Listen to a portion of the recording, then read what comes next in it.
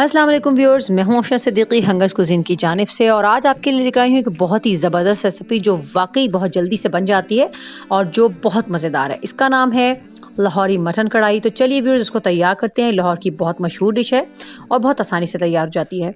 इसके लिए यहाँ पर मैंने 1 kg मटन इस्तेमाल किया है। 1 पाव टमाटर है, रफली चॉप्ड है ये मेरे पास। इसी तरह से 1 पाव प्याज है मेरे पास, वो भी बिल्कुल रफली चॉप है। 1 कप मैं यहाँ पर हरी मिर्ची कटी हुई इस्तेमाल कर रही हूँ। तो व्यूअर्स, हम इसके अंदर ये सारी चीज़ें कैसे डालेंगे मैं आपको सिखाती हूँ। सबसे पहले हम एक कुकर लेंगे। कुकर किसी भी किस्म का हो आपके पास वो ले लीजिएगा। उसमें हम अपना जो ये मटन है 1 kg ये हम इसमें ऐड कर देंगे। इसके बाद ये रफली चॉप जो हमारे टमाटर हैं वो भी हम इसमें ऐड कर देंगे। फिर व्यूअर्स, इसके बाद हमने ये जो प्याज काट के रखी है वो भी इसमें ऐड कर देंगे। देखिए कितना सिंपल है, सब कुछ बस ऐड करना है।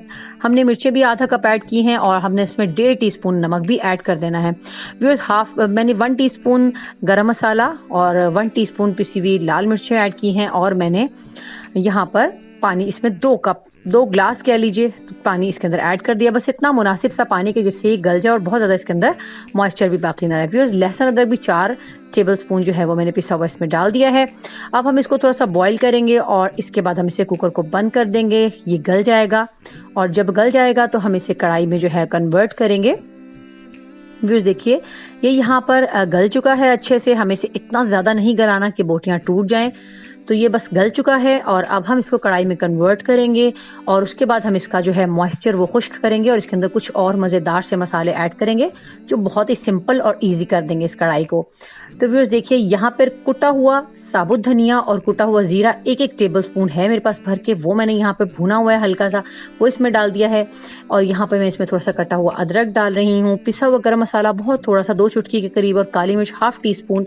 फिर यहाँ पर व्यूअर्स मेरे पास मक्खन है 4 टेबलस्पून और इसमें मैं ऑयल भी डालूंगी 4 टेबलस्पून के करीब, जिससे हम इसे अच्छे से भूनेंगे और मक्खन से एक बहुत ही ज़बरदस्त सी खुशबू जो है इस कढ़ाई की वो फैल जाएगी आपके घर में और एक बहुत डिफरेंट सा अरोमा आपके घर में आ जाएगा और अब बहुत ही लजीज कढ़ाई तैयार होगी। व्यूअर्स, ये यहाँ पे मैं इसके अंदर हरा मसाला डाल रही हूँ, हरा धनिया, कटा हुआ अदरक, हरी मिर्चें जो हमारे पास बची हुई थी वो, इसको डाल के हम अच्छे से भूनेंगे। और व्यूअर्स, ये हमारी मज़ेदार सी और बहुत ही सिंपल और इजी कढ़ाई जो है वो तैयार हो जाएगी। बस अच्छी तरह से इसे अच्छे भून लीजिएगा।